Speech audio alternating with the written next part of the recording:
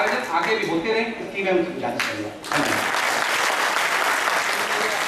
तारीखी बात है, ये ऐतिहासिक आज के मुशायरा से इसलिए हो गया कि हमारे मेहमान खुसूसी ने अली जनाब जस्टिस कलीमुल्लाह खान साहब ने जो शायरी का सिलसिला शुरू किया था, वही एडीएम सिटी साहब ने भी उसको बरकरार रखा। मुझे अच्छा लगा कि कोई गजल को गजल कहने वाला यहाँ नहीं है, गजल को गजल और गीत को गीत कहने वाला मौजूद है यहाँ। हम बहुत इस बात के लिए आप हज़रात को मुबारकबाद पेश करते हैं। तो आज के मुशायरे के नाज़िम हैं, मैं उनसे गुजारिश करता हूँ कि वो तशरीफ लाए और आज के मुशायरे की निज़ामत की जिम्मेदारियाँ संभाले।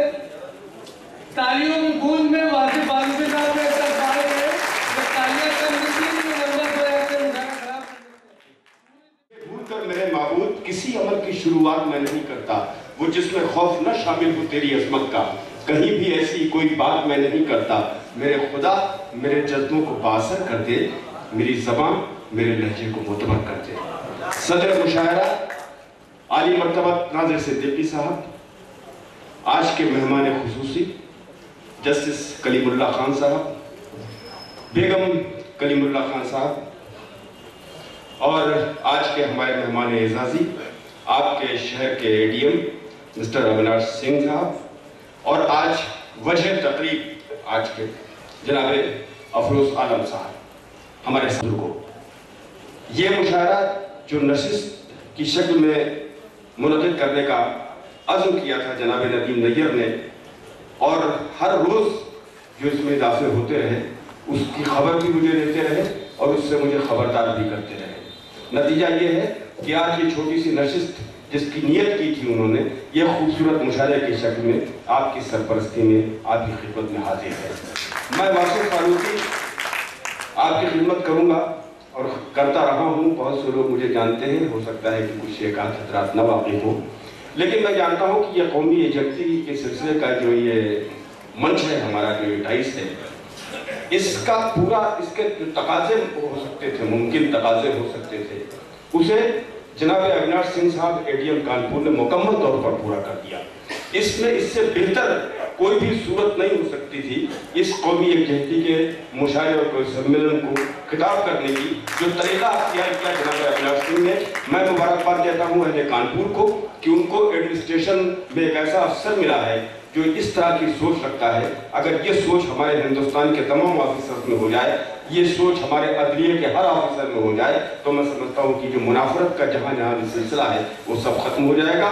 कानपुर में बहुत दिन न रहकर मैं ये चाहूँगा आप उस शहर में तशरीफ लाएं जहाँ हम जैसे लोग भी रहते हैं। बहुत अच्छा लगा, इनकी फिक्र को मैं सलाम करता हूँ, इनकी सोच को मैं सलाम करता हूँ।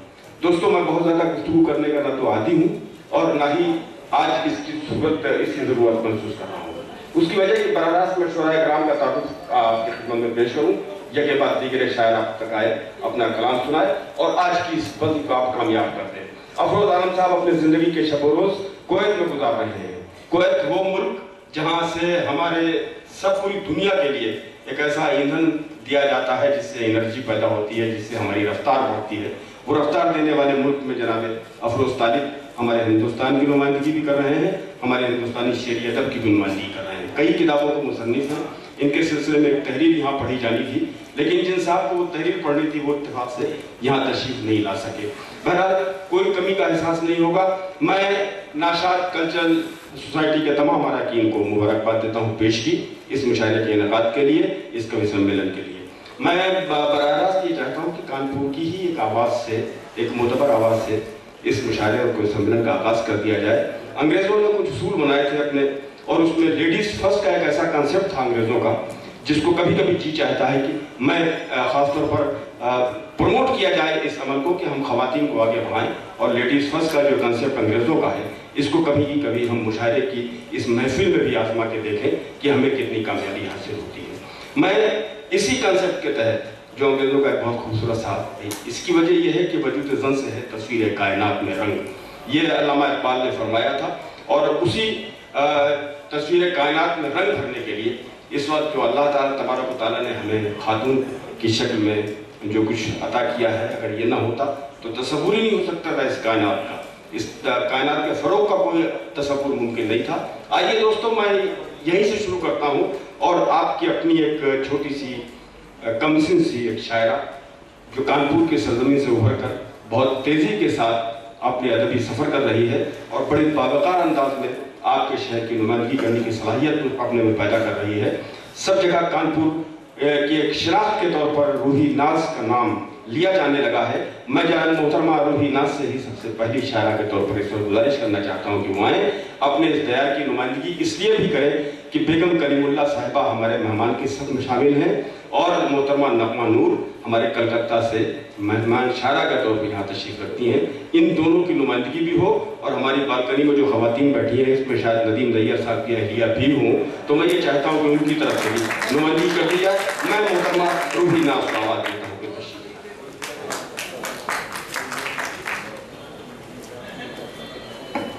आँखों से गुजरना तो पलकों पे ठहर जाना, आँखों से गुजरना तो पलकों पे ठहर जाना, आँखों से गुजरना तो पलकों पे ठहर जाना, आँखों से गुजरना तो पलकों पे ठहर जाना, कुछ देर यहाँ रुकना फिर दिल में उतर जाना, रुकना फिर दिल में उतर जाना। तुमने मुझे चाहा है, अपना मुझे समझा है, तुमने मुझे चाहा है, अपना मुझे समझा है, इसको ही तो कहते हैं किस्मत का सवर जाना, इसको ही तो कहते हैं किस्मत का सवर जाना। आ तुझको बता दूं मैं पहचान मोहब्बत की, आ तुझको बता दूं मैं पहचान मोहब्बत की, कुछ दिल का धड़क जाना, कुछ दर्द उभर जाना, कुछ दिल का धड़क जाना, कुछ दर्द उभर जाना। और साथ में एक गजल और हासिल करना चाहती हूँ।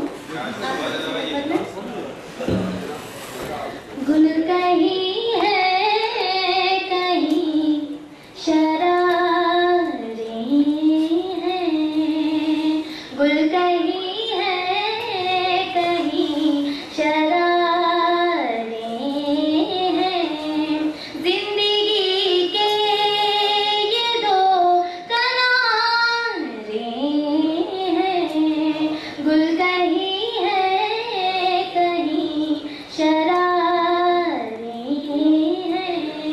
और मैं शेर हाजिर कर रही हूँ। बहुत अच्छे चाहतों के अजब नज़ारे हैं,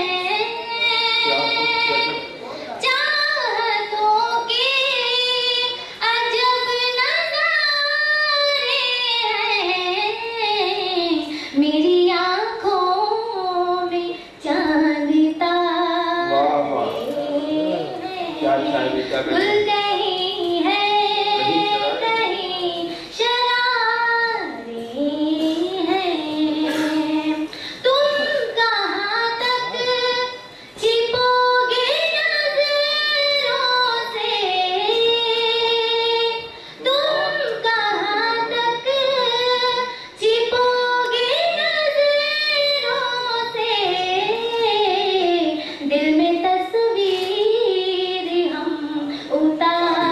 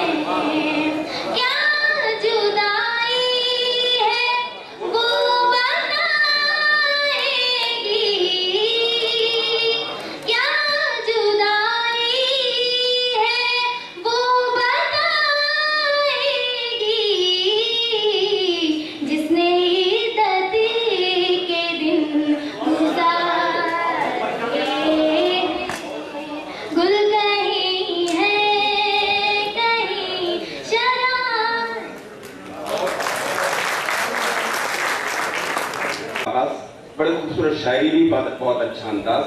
तजुर्बात की इंतहा ये थी कि उन्होंने ऐसी गुफ्तगू भी कर ली जिनका तजुर्बा उन्हें इस उम्र में नहीं होना चाहिए था। लेकिन ये कानपुर की मिट्टी की दरखेजी का कमाल है कि उस तजुर्बे से जिससे वो अभी तक गुजरी नहीं है, उसकी गुफ्तगू करने की सलाहियत भी उनकी गज़ल में मौजूद है। मोहतरमा ने बहुत अच्छे अंदाज से आगाज़ किया है। दोस्तों आइए, तो इसके बाद मैं, मोहतरमा अकेली हैं, तन्हाई, अल्लाह ताला ने हर दुनिया की किसी भी चीज़ को बगैर जोड़े के पैदा नहीं किया है। ये मैं नहीं कह रहा हूँ, बल्कि कुरान में खुद अल्लाह तबारक तआला ने फरमाया है कि हमने हर चीज़ को जोड़े से पैदा किया है। मुझे नहीं मालूम कि रूहीनाज़ का जोड़ा कहाँ और कैसा होगा, लेकिन यहाँ एक सूरत में पैदा कर सकता हूँ अगर आप तायीद करें। हमारे पास एक ऐसी शख्सियत है जिसको, जो रात में तो मुशायरे और कवि सम्मेलन में शिरकत करती है, दिन में मेडिकल कॉलेज में जो तालिब इल्म होते हैं, जो इंसान के स्ट्रक्चर की तालीम हासिल करते हैं, जो इंसान के ढांचे का इल्म हासिल करते हैं, जो पढ़ते हैं लिखते हैं, उनके काम आ जाते हैं। वो दिन में वहाँ रहते हैं, रात में कवि सम्मेलन मुशायरे में। मेरी मुराद है जनाब नर कंगाल से जो आपके सामने होंगे, और इससे अच्छा सपोर्ट मैं इस पर मोहतरमा रूहीनाज़ के लिए कुछ नहीं दे सकता हूँ कि ऊपर से लेकर अंदर तक सब कुछ वाज़े तौर पर अगर नजर आ सकता है इंसान में, तो वो नजर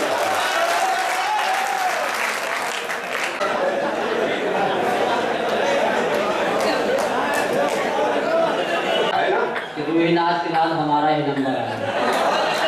आप ये अच्छा लग रहा आप लोगों के बीच में। रायबरेली से ट्रक से मंगवाया गया हूँ। नदीम भाई का फ़ोन गया तो मैंने कहा मैं ऐसे नहीं आने वाला हूँ, और बहुत अच्छा लगा। यहाँ पे जस्टिस साहब बैठे हुए हैं जो आज के चीफ गेस्ट हैं। आते इन्होंने एक सवाल हमसे पूछा कि कंकाल ये बताओ संविधान में कितने अनुच्छेद होते हैं। हमने कहा सर अनुच्छेद तो नहीं मालूम, लेकिन सब छेदे छेद है। तो ऐसा कुछ हो जाता हमारे साथ। नदीम भाई हमारे बड़े भाई भी हैं, और ये अक्सर हमसे हंसी मजाक। मैं सम्मान इसलिए करता हूँ कि बहुत विद्वान है। और अक्सर जब मैं यहाँ आया और घंटा घर पे आया तो मैंने इनको फ़ोन किया। हमने कहा कि कार्यक्रम कहाँ होगा, तो इन्होंने बताया कि ये कार्यक्रम जो है मर्चेंट चैम्बर हॉल में होगा। हमने कहा कैसे आऊँ, तो एक सज्जन से पूछा कि वहाँ कैसे पहुँचा जाए, तो उसने एक आदमी ने बता रखा था कि घंटा घर पहुँचो। तो हमने कहा घंटा घर इधर, तो उसने कहा आओ का।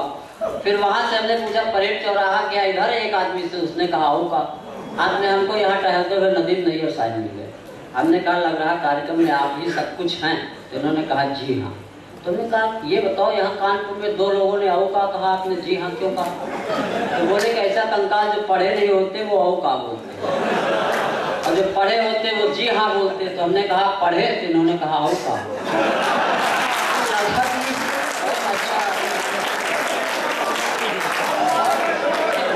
आप लोग केवल मेरी चेसिस देख के हंस रहे होंगे, लेकिन इसका राज नहीं जानते होंगे कि लोग मुझे नरकंकाल क्यों कहते हैं। मैं भी नर हूँ, कंकाल के रूप में हूँ। और कंकाल का मतलब आप लोग जानते हैं हड्डियों का ढांचा होता है। और मैं अपनी वसीयत में लिख जाऊंगा कि हमारी हड्डियों से देसी कट्टे बनाए जाए और एक एक बलात्कारी को, भ्रष्टाचारी को भूंजा जाए। ये हमारी देश कानून संविधान से कुछ होने वाला नहीं। अब बड़ा अच्छा लगा ये कौमी एकता की एक शाम पढ़ के, हमको बड़ा अजीब लगा। हमने कहा एक शाम यहाँ गुजारूंगा, सारी रात क्या फुटपाथ पे एक शाम को पूरी रात में तब्दील किया जाए। हम ये चाहते हैं कि जो एकता है वो हमेशा हमेशा कायम रहे। और हम इंसान हैं, अगर हमें एकता नहीं है तो ये बहुत हमारे लिए अच्छा नहीं है। और हमसे तो अच्छे जानवर हैं। एक कुत्ता भौंका, दूसरा चौंका, तीसरा जोर से भौंका, मोहल्ले के कुत्ते भौंके, हम चौंके। हमने पूछा ये क्या बवाल है, कुत्ते ने कहा चुप रहो, बिरादरी सवाल है। ऐसी कौमी एकता होनी चाहिए। और मैं एक बात और कहता हूँ कि 4 पंक्तियाँ हमने यही बैठे बैठे डैश पे लिखी हैं कि कौमी एकता की एक शान से क्या होगा, कौमी एकता की एक शान से क्या होगा, सदियों से प्यासा हूँ एक जान से क्या होगा, सदियों से प्यासा हूँ एक जान से क्या होगा। और इस मुल्क को चाहिए गांधी अशफाक भगत, इस मुल्क को चाहिए गांधी अशफाक भगत। रूह अफ़ज़ा पिलाओ झंडू बाम से क्या होगा, रूह अफ़ज़ा पिलाओ झंडू बाम से क्या होगा। और जिसके हाथों में हो इंसानियत का परचम, जिसके हाथों में हो इंसानियत का परचम, मोदी, रामदेव और बापू आसाराम से क्या होगा। तो ऐसा सब ये सब अजीब चीजें हैं। मैं तो हमेशा कहता हूँ, मैं तो आप लोगों को प्यार सिखाता हूँ और प्यार में ही जीना चाहता हूँ, प्यार में ही मरना चाहता हूँ। प्यार एक ऐसी चीज है कि जिससे हम आप जुड़े रह सकते हैं।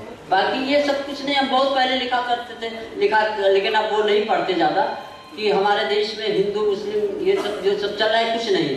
न हिंदू चाहिए, न मुसलमान चाहिए, वतन पर मर मिटे हुआ इंसान चाहिए।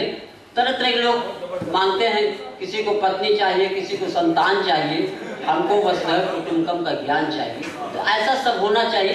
फिर भी मैं कुछ लाइनें पढ़ रहा हूँ कि प्यार का बल्ब जलाए रहिए, प्यार का बल्ब जलाए रहिए और बस फ्यूज होने से बचाए रहिए। और लाइन एंगेज है तो होने दो, फोन नंबर मिलाए रहिए। लाइन एंगेज है तो होने दो, फोन नंबर मिलाए रहिए।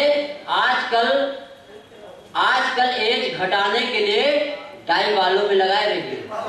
आजकल एज घटाने के लिए डाई बालों में लगाए रहिए। लक की स्पीड न बढ़ जाए यारों, पांव ब्रेक पर दबाए रहिए। और दिल अगर टूट भी जाए कंकाल तो फेविकोल से चिपकाए रहिए। बॉम्बे गया था तो वहाँ वो फिल्मों में एक गीतकार हैं संतोषानंद जी, जिन्होंने एक गीत पढ़ा था, एक लाइन की, जिंदगी की न टूटे लड़ी, प्यार कर ले घड़ी दो घड़ी।